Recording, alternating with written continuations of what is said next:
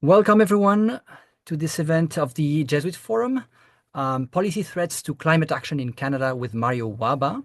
My name is Stan Levaux-Vallier. I'm the Assistant Director and Programming Manager at the Jesuit Forum for Social Faith and Justice. And so we are organizing this political discernment event tonight. Let's begin by acknowledging that the Jesuit Forum is based in Takaranto, on land that has been taken care of for thousands of years by the Anishinaabe Nation, the Haudenosaunee Confederacy, the Wendat, and the Métis. It is now home to many Indigenous people. We're grateful to have the opportunity to live and work here. I'm personally very grateful to be able to raise my 3 children here, and I hope we all grow more and more conscious and appreciative of this land, of its Indigenous history, presence, and wisdom. Now, if you wish to do so, you can share your own land acknowledgement in the chat.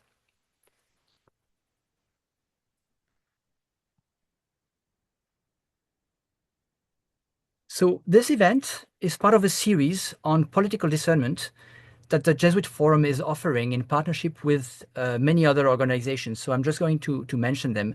We have Citizens for Public Justice with our main speaker today, who will be introduced shortly. We have the Maryo Center and the Loreto Sisters. Thank you as well to ORCIE, the Office of Religious Congregations for Integral Ecology, and Saskia, who's joining us today. Catholic Charities of the Archdiocese of Toronto, the Sisters of St. Joseph Toronto and their Ministry for Social Justice, Peace and Creation Care, Catholic Conscience, and Centre Oblat. So this event is in 2 parts. The first part will take the form of an interview between Stephen Hurley, podcaster for Catholic Charities of the Archdiocese of Toronto, and Maryo Wahba, our speaker. He is the Climate Justice Policy Analyst and Communications Coordinator at Citizens for Public Justice. So this part will be recorded, so please make sure you stay on mute. And the second part of the event will consist of listening cycles to reflect in small groups. And this second part is confidential and will not be recorded. So now I'm going to pass the floor on to Stephen and Maryo. Thank you, Stan, and welcome everyone. It's great to be here. This is last week, Tuesday night was the highlight of my week, and I anticipate that this will be a highlight as well, much anticipated. I'm happy to welcome Maryo Wahba to the Zoom room tonight as our expert presenter. Maryo is a climate justice policy analyst. I'll be able to say that. I am a podcaster after all, at Citizens for Public Justice, or CPJ. And he's a man that brings a lot of global insight from around the world. He was brought up in Egypt. He studied in Germany, Mexico, Canada, and he's coming to us now from Ottawa, Ontario, where I hope the snow has dissipated somewhat. Maryo, welcome. Thanks so much for having me, Stephen. It's great to be here. Has the snow dissipated? Yes, fortunately, and I'm about the happiest person about that you'll talk to this week. Okay, good. Well, I wondered if we could kick off tonight's conversation with a little bit about you. What brings you to this work with CPJ? How did you get involved with the narratives and the stories that you're telling these days? Absolutely. So let me begin by acknowledging, as I should, that both I and CPJ's offices are situated on the traditional, unceded, and unsurrendered territory of the Algonquin Anishinaabe Nation. I continue to be inspired by the wisdom, ways of knowledge, and worldviews of Indigenous peoples across Turtle Island in both my professional life as well as in my personal life as well. What really attracted me to CPJ, I think, was how it's not a single issue organization, which distinguished it from many other social justice groups that I knew of at that time. What's unique about Citizens for Public Justice is our ecumenical advocacy on 3 intersecting and overlapping policy areas. The first is climate justice, which is why I'm here today. The second is refugee and migrant rights. And the third is poverty eradication in Canada. And I believe you've already heard from my colleague, Natalie Appleyard, last week, and we'll hear again from her next week. We do that through research and analysis, and you can find all of our publications on cpj.ca. And we also do that through public dialogue. So we're hosting our own pre-election tour events. This is one of them across Canada, and I encourage folks to check out those as well. But it was essentially the holistic focus and the comprehensive approach on both social and climate justice that drew me in. I felt very proud about being a part of a team that addresses multiple crises at the same time, using similar, if not the same, solutions while pushing for compassion, justice, and the flourishing of all creation.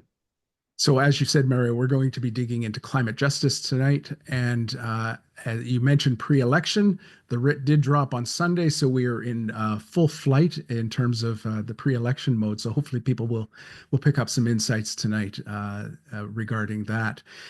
Let's dig in because we have a lot to talk about tonight. We often hear about the price tag attached to climate justice. That's on a lot of people's minds. But there's also a cost of doing nothing. And I wondered if we could explore that cost of doing nothing. Sure. Yeah, it's a very important question, especially in the political moment that we're in right now. And I believe I have a PowerPoint presentation that might serve as a visual aid that we could get going right here. Yeah, thanks again for hosting me. The global financial losses from climate change currently and extreme weather events could hit around $38 trillion by 2050. So we can go to the first slide already. For reference, that the size of the global economy in 2024 is $185.7 trillion. And some credible estimates place the damage in 2050 between 19 trillion and $59 trillion. So that, even if you project on the global economy in 2050, that will be a huge chunk of the global economy that we're going to have to just spend on adaptation, mitigation, and loss and damage. Next slide, please. And currently, as we speak, we don't need to project into the future. In 2024, the damages directly linked to climate change related extreme weather events are about $143 billion worldwide. These numbers underscore that climate inaction far, far exceeds the cost of climate action. Next slide, please. And since we're here, that also goes to show how inadequate Canada's climate finance is. Canada's last pledge to the Loss and Damage Fund was about $16 million only, which, according to experts, may last less than an hour during a climate crisis. Next slide, please. Here in Canada, it is personal for individuals and households for all of our bottom lines. The Canadian Climate Institute estimates that climate change is already costing an average Canadian household around $720 per year, potentially rising to about $2,000 per year by 2050. And again, that's for individuals and households. We're talking about everything from higher insurance premiums and disaster relief costs to infrastructure damage. Next slide, please. So when people worry about the costs of climate policies, the truth is that the cost of doing nothing is much, much higher, especially last year, which was one of the worst on records after the GTA flooding, Jasper wildfire, and the remnants of Hurricane Debbie caused a total of $8.5 billion in insured losses and that's according to the Canada Bureau of Insurance. And that's not discussing the uninsured losses as well. Again, according to the Insurance Bureau of Canada. And when I was preparing for this episode, the cost of the remnants of Hurricane Debbie really surprised me personally, since it was the costliest climate-induced weather disaster in Canada in 2024, and it stood at $2.7 billion alone. So it isn't always what you hear about most in the news that ends up costing people the most. And I just got my insurance renewal for my home insurance, and there was a significant rise in that.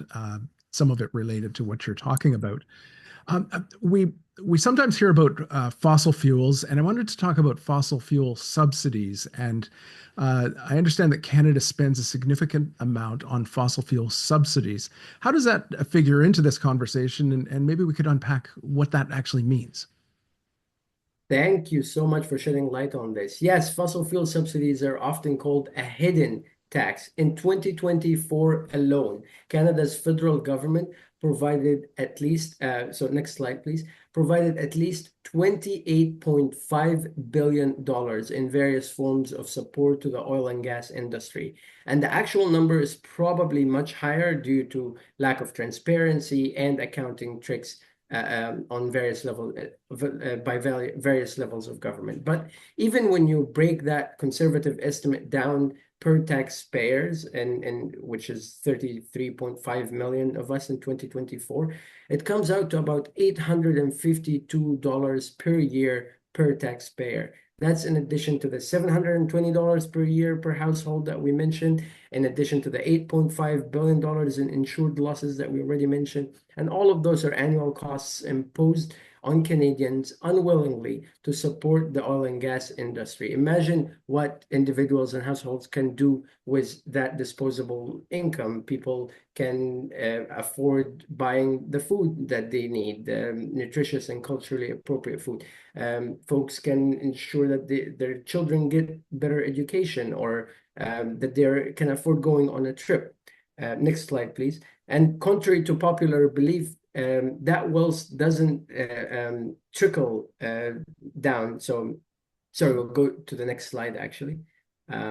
Yeah, so contrary to popular belief, that wealth does not trickle down to everyday Canadians. An oil well that used to take 11 or used to employ 11 or 12 people and in order to operate, now runs with 2 engineers with computers. So the oil and gas industry neither needs our financial support nor deserves it. We can go back one slide. And keep in mind that this is happening despite the fact that the operating profits in the oil and gas industry and mining industry soared from $6.6 billion in 2019 to $66.6 billion in 2022, according to the government itself. That's a tenfold increase in profits, in operating profits, in the span of only 4 years during the pandemic. There is another economist who gave a webinar recently, and his estimate on the total costs of for Canadians from the fossil fuel price spike at $200 billion, or to be exact, $198.7 billion.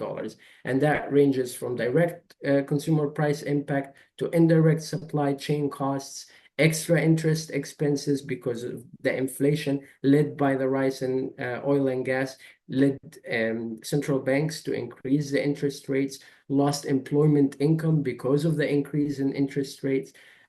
So the costs are much, much higher than that. Next slide, please. Meanwhile, recently, yeah, we can skip forward 2 slides, actually. Meanwhile, recently, many people and politicians tended to point fingers at the carbon tax as a driver of inflation. And I get that it's futile. At the time of us speaking, there is no longer a carbon tax, but it contributed only about 0.5% to the more than 19% increase in consumer prices since 2019.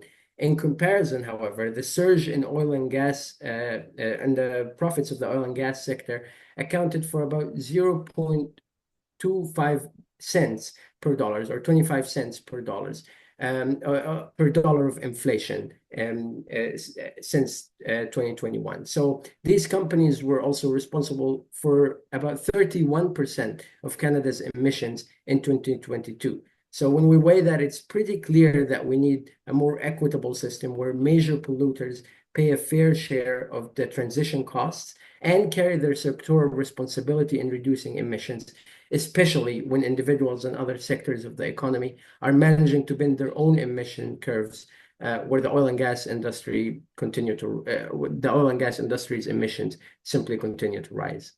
Well, we could spend a whole time talking just about that. There are a lot of numbers there. I'm not a numbers guy, but I appreciate what you've what you've presented. We know that climate change is a global problem, and that every jurisdiction, every country has to respect the fact that the effects of climate change know no borders, really. But you don't talk about, and your organization talks about Canada's fair share. What do we mean by Canada's fair share, and how do you go about figuring out what that is? Yeah, another good question, Stephen. And Canada's fair share in climate action is based on a global principle, global climate action principle called Common but Differentiated Responsibilities and Respective Capabilities. And that's on the next slide as well. The foundational principle in international climate negotiations acknowledges that while every country shares responsibility for addressing climate change, richer, historically higher emitting countries like Canada bear a greater obligation or responsibility. This means that Canada must take deeper domestic emission cuts and offer increased financial and technical support to lower income nations facing severe climate impacts. And determining Canada's fair share also involves accurately accounting for our emissions. We hear a lot about how China and India are producing close to 50% of greenhouse gas emission pollutions, and that is used as a justification for why Canada doesn't need to do as much on climate. But this is a highly misleading argument because it doesn't account for either our historical emissions or our scope through emissions. What are those? Our scope 3 emissions are the emissions produced when fossil fuels exported from Canada are burned elsewhere. So for oil and gas companies, scope 3 emissions can represent up to 80 to 90% of their total emissions. And even if Canada achieves net zero in its production emissions domestically, the overwhelming majority of emissions occur globally through exporting these products. So considering scope 3 emissions is essential for genuine reduction of global emissions and to ensure that Canada doesn't merely shift the responsibility elsewhere. And the last point I will raise about our fair share is implementing policies like a carbon border adjustment mechanisms, which is another critical climate policy. We hear a lot about tariffs and gain the negative association, but this is one small example of good tariffs. So the carbon border adjustment mechanism function as a carbon-based tariff on imported goods, which reflects their carbon intensity from producing and transporting that good. So this mechanism prevents carbon leakage, where companies basically move operations or production to countries with weaker climate regulations. By leveling that playing field, carbon border adjustment mechanisms support greener Canadian industries, protects them from foreign competition with weaker climate policies like what we're seeing now in the United States, and promotes deeper trade with proactive climate leaders like the EU and the UK. It also encourages other nations, including major trading partners like the US, to adopt stricter climate policies to create a race to the top in the global climate action. What I mean by this last point is basically other countries will look at you and say, okay, you're tariffing me on the carbon intensity or the carbon emissions of my product. Let me introduce my own carbon pricing and tariff myself before you tariff me, because under a carbon border adjustment mechanism, you don't actually pay for the carbon pricing twice. It is adjusted based on the domestic national carbon pricing that you pay. And if you don't pay enough domestically, you pay the equivalent to the exporting country in order to level the playing field between both greener products and more carbon intensive products. In short, Canada's fair share in climate action requires ambitious domestic emission cuts, accounting transparency for all of the emissions, including scope 3, and supportive mechanisms such as the carbon border adjustment to encourage meaningful global collaboration and participation. Wow. Maryo, one of the phrases that I've heard for many, many years is climate targets. And I'm wondering what they are and how is Canada doing when we compare our targets to other jurisdictions, other countries? Yeah, next slide. Thanks for this, Stephen. This is a point that I like to talk a lot about. Currently, Canada aims to reduce, I think we can go one slide farther, actually. Um, Canada aims to reduce emissions by 40 to 45% below our 2005 levels by 2030. So that's our current NDC, or nationally determined contribution, which is a part of the Paris Agreement. Recently, however, Canada had to announce its what I can only describe as severely inadequate 2035 nationally determined contribution. And that target was reducing emissions by 45 to 50%, again, by the year 2035. So I'll stop there and point out that basically our political leaders are saying that between 2030 and 2035, which is a whole 5 years at a time when climate action is crucial, at best, we could reduce our national emissions by 5%, and at worst, we might not reduce our national emissions at all. If we hit by 2030 the 45% reduction, and we decide to stay at 2035 at 45% reduction. So that's not ambitious at all. And according to, if we can go back one slide, according to the Civil Society Equity Review analysis, which I took part of in order to determine Canada's fair share, a truly equitable target would push Canada to cut domestic emissions by 80% below the 2005 levels by the year 2035. And it would require Canada to contribute to the tune of $42 billion in climate finance in order to counter our historical emissions. Meanwhile, next slide, please. Meanwhile, the EU set a goal of at least 72.5% reduction by the year 2035, and that's compared to 1990. So they have an older base year, which is better. And the UK aims to cut 81% of its emissions, again, with by the year 2035, with a base year of 1990, which makes them way ahead of Canada. So notice how Canada's target is less ambitious in comparison with a later base year, and our track record isn't great on these unambitious targets either. Canada has never ever met a climate target. It's not too late to catch up if the political will is there, and if it's not, all of us here will have to create it. So I anticipate that members of our listening audience will want to pick up on some of that with you if the political will is there. That phrase, I think, is really important.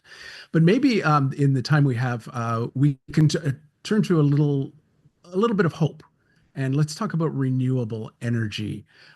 Renewable energy, again, we hear a lot about that. Maybe you could explain what exactly that is, and assure me that renewable energy prices are dropping, right? Yes, I will go ahead and take the risk of taking and retelling an anecdotal story in order to break the monotonous tone of the presentation. And maybe I'll leave it up to Stephen whether we keep that in the podcast or not. I was in a meeting, in a lobbying meeting, or a government relations meeting with an MP that many of you might recognize nowadays, Chandra Arya. And it was about the clean electricity regulation. And I made the following point. Solar and wind are now the cheapest sources of new energy in many places around the world. In Canada, specifically on the levelized cost of energy, wind and solar outcompete all emitting power generation in provinces like Ontario and Alberta. Provinces with a high share of hydroelectricity in their grid, like Quebec, Manitoba, and BC, already have the lowest electricity rates in the country, and that's not a coincidence. Clean energy is simply cheaper, however way you look at it, including energy storage, including the upgrades in transmission lines. It's still cheaper. The fact that physics and economics, the physics and economics of the renewable energy are so decisively on the side of the green revolution is a point that brings me a lot of much needed hope in light of the many challenges that climate justice faces today. And when I concluded that point, the MP looked at me and said, "This is where I lose respect for you." Because if it was the case that renewable energy was cheaper, private investors would have bought it. Of course, my reaction was, how about the government stop subsidizing fossil fuels so that renewable energy can be cost competitive? But we also know that Chandra Arya is no longer running for the Liberal caucus. Even looking into the future, recent analysis has estimated that Canada could save up to $15 billion a year in total energy costs by transitioning its electricity grids to net zero by 2050.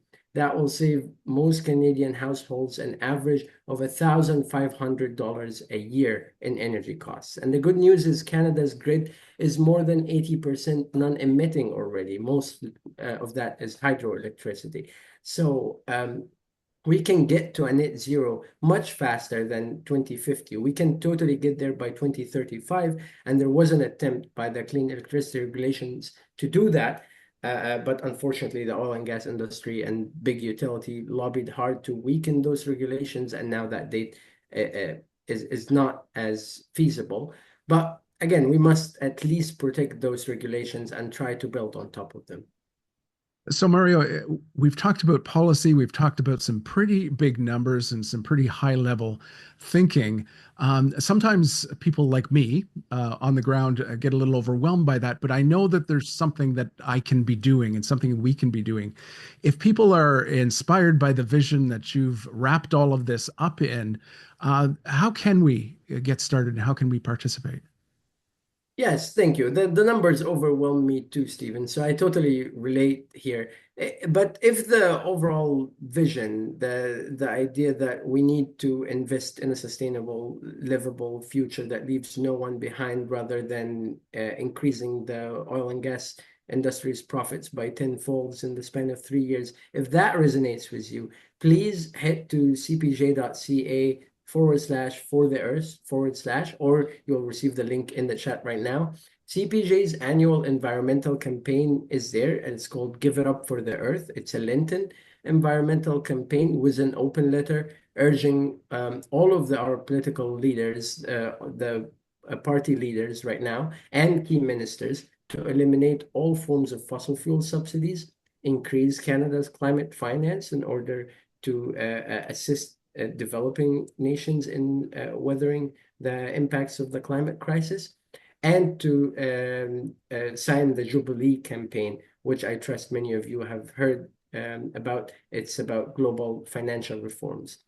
If there is one thing that you're going to do today in the way of an action item, it would be signing that open letter, because that's how CPJ can show to both elected officials and currently to candidates that the Canadian public still very much cares about climate action, and that not everyone is misinformed or disinformed about the causes and impacts of the climate crisis. So please sign that open letter. And there are a few more things that you could do, like visiting our advocacy toolkit, which I also trust there might be a link in the chat. NCPJ has even more resources on the website that you can check out. So, Maryo, in the final reel, we are in a period of intense political turmoil. We know, as we said at the beginning, that we do have an election coming up in just over a month. And I wanted to just remind people, if you were here last Tuesday, we talked to your colleague Natalie Appleyard about the faith vision that underscores and founds the work that you do at CPJ. For individuals and faith communities, bolstered and inspired by that vision for creation, for God's vision of shalom, how do we get involved? How do we advocate effectively for that care of creation? That's a big picture question, but again, you have some individual strategies, I believe, that might get us thinking about that. Yeah, and thanks, Stephen, for drawing on the sort of faith-based foundations from which we take this work forward and move it forward. Another foundational principle for me is that everyone is created in the image of God, and so that's why we do the work we do to advocate on behalf of global South countries, and especially because those countries and those populations have contributed the least to the climate crisis. But of course, individuals and faith communities can play a very, very powerful role in advocating effectively for creation care, especially in times like this where faith communities can bring that moral and ethical authority. And especially during election periods where our voice is much more effective. First, it's essential to clearly understand and highlight the economic, social, and environmental costs of supporting risky fossil fuel projects, like the expensive zombie pipeline projects or proposals that some fossil fuel companies are proposing right now, or not even fossil fuel companies. If you look, there's been a lot of revival of the Energy East pipeline in some political circles. But if you look at any industry backing for such proposals, you'll actually not find any, because there was a reason why the TMX, the Trans Mountain Pipeline expansion was sold to the government, and it has cost taxpayers about $35 billion. And projects like this struggle to recover their costs. The government is struggling to resell the pipeline at a profit, and they have minimal short-term energy security. And the primary benefit usually accrue to foreign investors, primarily U.S. investors and U.S. owners of those pipelines and oil and gas projects, and it diverts valuable resources from sustainable solutions as well, if we look at the scarcity of our resources. So what can we do instead? The climate movement has had a slightly bad reputation for a while for saying no to many projects. What do we say yes for? Expanding community-owned renewable energy projects that generate local jobs and generate community revenue, and they also generate energy security as well. So again, indigenous owned renewable projects, co-ops that are renewable co-ops that are owned by neighborhoods or groups of people. The second solution, we can scale up home retrofitting programs in order to boost energy sufficiency. That would reduce household costs for your energy bills. It would create meaningful employment opportunities, and it would enhance a lot of the technical trade sector here in Canada, something that we need in order to build more affordable housing. We can establish a youth climate corps to tackle youth unemployment, which is really high. Youth unemployment is currently double that of the national average, through climate-focused jobs, like installing renewable energy, like solar panels, like home retrofits and heat insulation, and like low-carbon jobs, like checking up on seniors and so on, and childcare. We can also invest in high-speed rail to sustainably link major cities in the Quebec City-Windsor corridor, which would reduce emissions from transportations. It would reduce costs of those trips. It would also reduce the travel time quite significantly.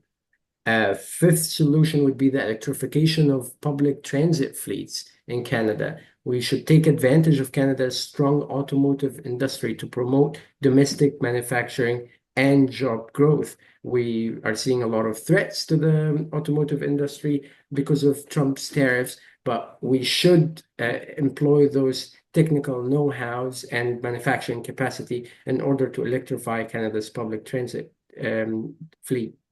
And the last but not least solution, it's actually probably the one I get excited about the most, develop a modernized, smart, interconnected east to west energy grid, which would enhance energy resilience and security. It would enhance collaboration between the 13 Canadian provinces and territories.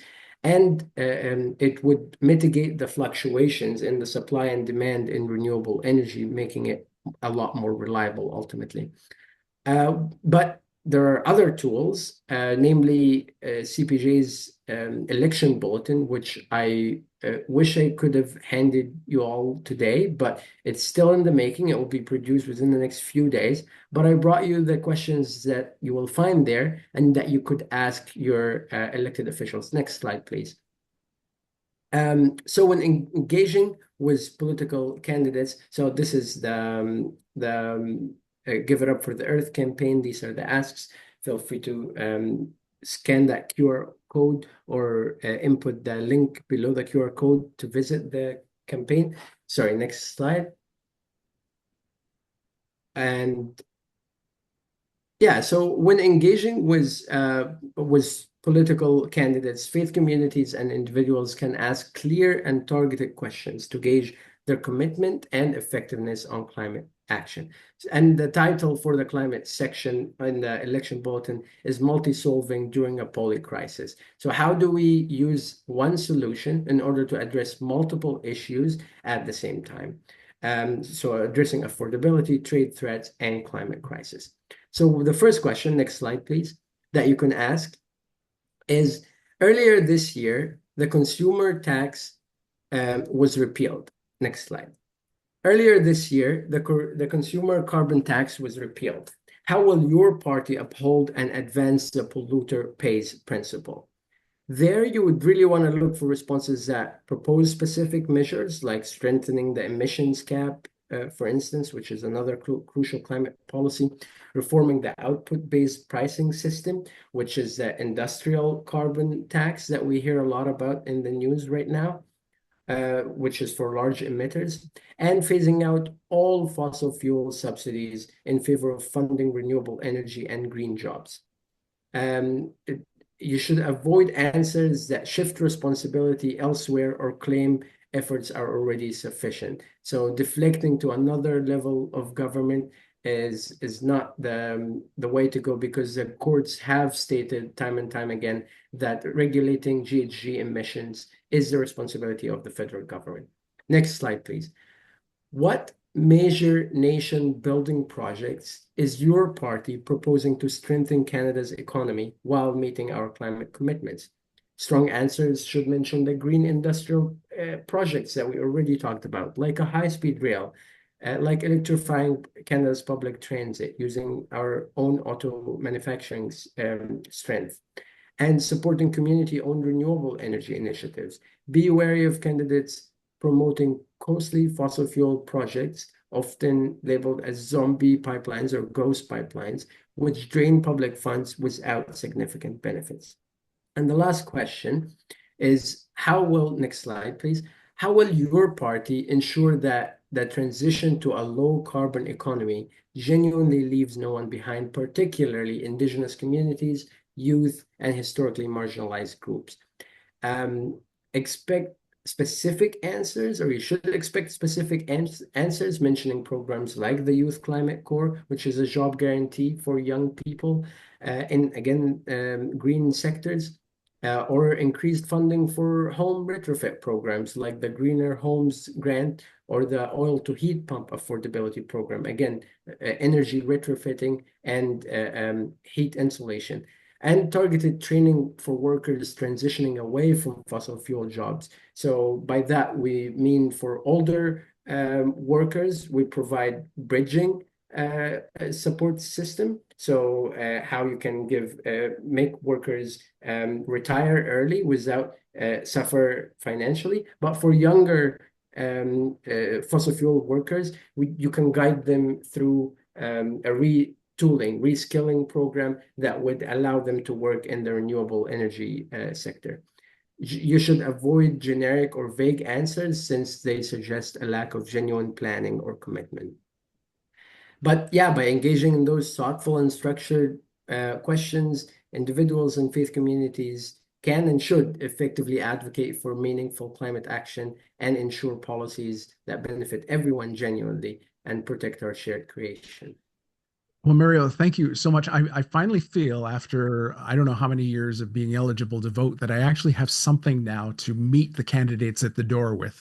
I'm going to print them off. I'm going to leave them for my family. If someone drops by, these are the questions we need to ask. So thank you. Thank you for your insights tonight. There's a lot there, and people may be looking forward to the recording of this to go back over it. We know the stakes are high, but you've provided us with so many concrete solutions, not only at the community level, but at the individual level. So thank you so much for all of this. Well, thank you everyone for your attentiveness, for your time, and it was my pleasure, Stephen. Thanks for having me. I hope this conversation sparks some positive change. Again, those election bulletin questions will be available for you at CPJ's website. And for those of you who want to receive it in your mailbox, feel free to subscribe to our newsletter. You can reach out to me on my email, which is on the slide right there. And please, Sarah will provide a link to an evaluation form. Please feel free to fill out that evaluation form to let my manager know how I'm doing over here. Thank you very much, Stephen and Maryo. Thank Thank you you. very much. And so now, maybe Trevor, you can stop sharing Mario's presentation, and we are going to move to the listening circles part of our event.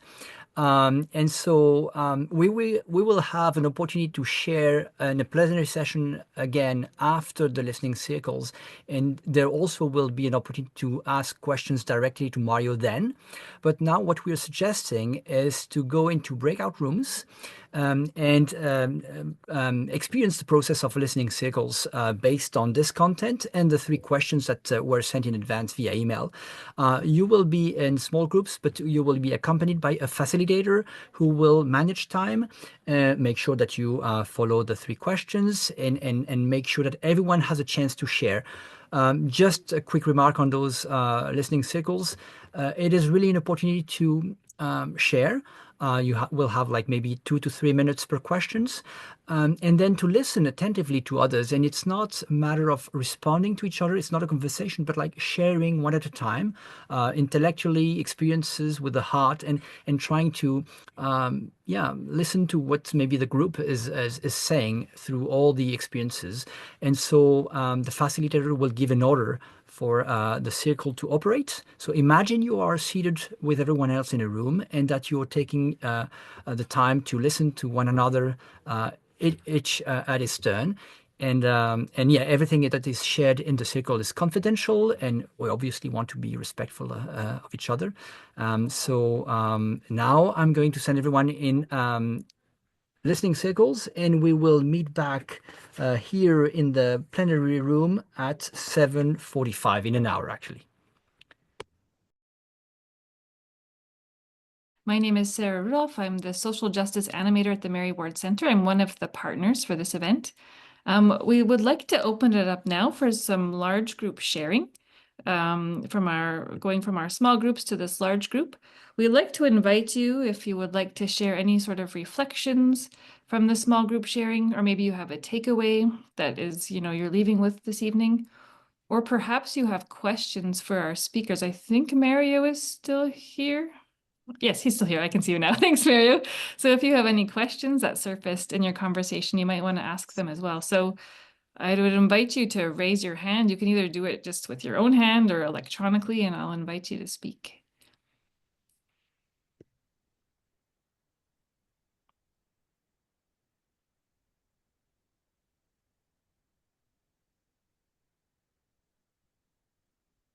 Peter, I see you. Yeah, go ahead. Well, one of my takeaways from our small group is that we all have power. The problems are immense, really, really immense and complex. Nevertheless, every bit helps. So a word to a politician, a lesson from a teacher, something in a homily, these all make a difference. We might not see the results, but we can all have some kind of impact, large or small, and it all counts. Thanks, Peter. I think that's a really important note of hope to bring into the conversation. Susan, I see you have your hand up. Yeah, thank you very much, Peter. I copy that. I say, little steps. I work at a school, a high school from grades 8 to 12. And I think it's power in the prayer, in the action. We can do the best we can, energize, encounter people in our day-to-day lives. And as we transform ourselves and know more about what things are going around, we can empower and transform other people in our lives to take action. I think that's why I heard, and I'm so grateful and I'm so thankful that I joined this session. And thanks to Marriott, she's on this session that gave me the link. And thank you, Marriott, for that. Thank you, and God bless you all. Thank you, Susan. Maryo, I have a question for you. One of the, I think it was like the action items or the things that you could raise with your candidate. One of the things you talked about was saying yes to community-owned projects. And I think it was around renewable energy or something else. And I'm just wondering if you had examples. It just sounds like a really fantastic initiative to discuss with your candidate. Are there any concrete examples we could bring to the conversation? Yes. I'll actually go all in on the examples. We see CPJ is a non-partisan organization, so we see some elected politicians that co-opt the narrative of economic reconciliation with some indigenous nations or indigenous partners. And the reason why I use the term co-opt, because they propose either pipelines or fossil fuel projects as the only way forward to do that economic reconciliation, which is the farthest from the truth. It only benefits very, very few number of indigenous reserves, and the majority, it is worth mentioning, of indigenous nations and leaders are opposed to fossil fuel development. So what do we do? Indigenous-owned renewable projects. Indigenous communities already are some of the largest owners of renewable utilities after utility companies or large utility companies. And it is also needed in order to enhance energy security for some of those remote indigenous populations. And more importantly, as we know, it's one of the cheapest renewable energies, one of the cheapest forms of new energy added to the grid. So it would have an even better economic impact, developmental impact on the economic conditions of those indigenous populations. And that's in the context of indigenous reconciliation, but also very much in the context of economic development too, because depending on how large these indigenous-owned projects are and could be, they can provide electricity outside the reserves, just like the oil and gas sector wants them to provide oil and gas outside of the reserves. But outside of the reserves or in urban cities, we have the concept of co-ops or cooperatives. And you find a lot of, I can look for a bunch of quick links, but I think it was in Montreal where you find a lot of neighborhood level groups coming together and saying we're going to mobilize finances, either on their own or by the help of municipal government or provincial government, or sometimes the federal government, and get some grants or loans or a mix of both in order to buy solar panels, put them on the roofs of either a large apartment complex that itself is a co-op building. Again, for those of you that are more familiar with Montreal, it has a lot of cooperative housing.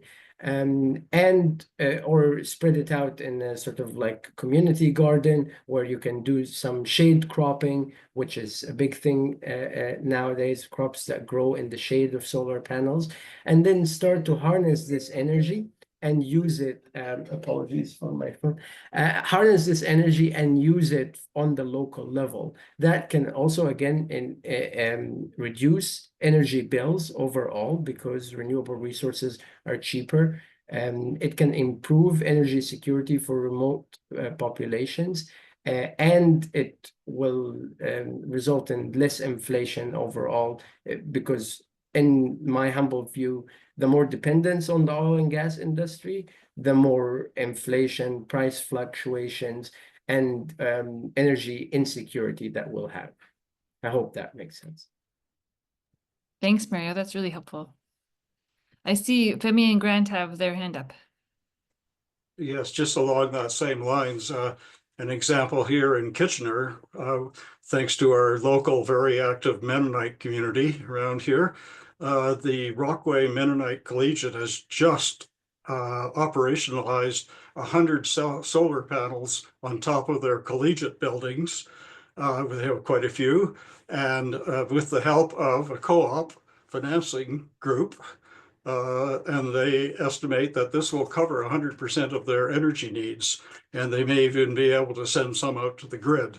So a very, really concrete example of a local energy initiative. Thank you very much. That's great. Would anyone else like to share a reflection or have a question?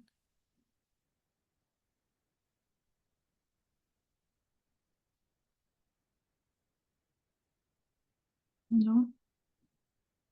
If not, then I think I'll turn it over to Trevor Scott for a closing. Okay, sounds good. Thank you, Sarah. Thank you, everyone. My name is Trevor Scott. I'm the director of the Jesuit Forum, one of the co-sponsors of this gathering. Just in conclusion, well, first of all, we just want to thank Maryo for your insights, your experience on climate action and political involvement in relation to climate action, and Stephen for helping flesh out Maryo's insights. And this will be, this has been recorded, so it will be put into, we'll give everyone access to the recording. As well, it will be edited into a more condensed version in podcast form as well. And once that's ready, after the edit, then we'll share that with you as well. And just moving forward with some of our other events, I just want to share with you just a couple of things we have coming up. I'm going to share my screen, because it's sometimes, if you're a visual learner like me more, it helps to have something visual as I'm talking. So upcoming next week, we have Natalie Appleyard from Citizens for Public Justice rejoining us again, focusing on the question of labor and employment in the context of Citizens for Public Justice Poverty Trends Report 2024, and in conversation with Stephen once again. So that's April 1st. I'm sure many of you are registered. You would have gotten the emails. And then on April 8th, we have, it's a different kind of gathering. It's kind of like a reading group, book club. And we'll be joined by Simon Apolloni, who teaches at the University of Toronto School of the Environment. He's with Novalis Press as well, to kind of give appreciation for Peter Wolben's The Hidden Life of Trees. It's a graphic novel version of the classic book, The Hidden Life of Trees by Peter Wolben. So we just thought it'd be a new way to explore the Peter's journey as in his vocation as an ecologist, in particular around his love for trees and his understanding of the ecology of our arboreal friends. And it's a wonderful kind of more imaginative understanding of what is it that is so ecologically rich in the life of trees. And so we'll be joined by Simon Apolloni. That's April 8th. So I don't know if Stan, you're able to give a link to the registration for that. And Yes, they're in the chat. Okay. And then on April 9th, we have Dean Detloff with Development of Peace, Caritas Canada, joining us to explore politics and cynicism and how to nurture hope in our political conversation in light of a very politically polarized world. So Dean will be joining us. He's joined us before, and he's an excellent speaker. So I think that will be a very rich conversation as well. And then on April 15th, so this is all before the federal election, so it's kind of it's a lot at once. We're joined by John Malloy, former Ontario MPP member and cabinet minister with Kathleen Wynne's government. Politics and Faith in a Polarized World, a More Discerning Look, kind of based on his book with Novalis Press, Politics and Faith in a Polarized World, a Challenge for Catholics. But it's a conversation not only for Catholics, but for all faith-rooted people, and how to be engaged in our political discourse through our faith. John is really excellent. So, and that's April 15th. So kind of all this in time to be more discerning voters in the context of our federal election. So just a few things we have coming up. So Stan, I don't know, in conclusion, did you have anything to say? No, I was just going to say that we are going to share the recording via email very soon, tomorrow or the day after at the latest. And we will also share a quick survey for your feedback. And of course, join us for every of our other events. And thank you everyone for joining. Thank you to our speakers and partners. And I hope everyone had a good time. And I wish everyone a great discernment process for the weeks to come.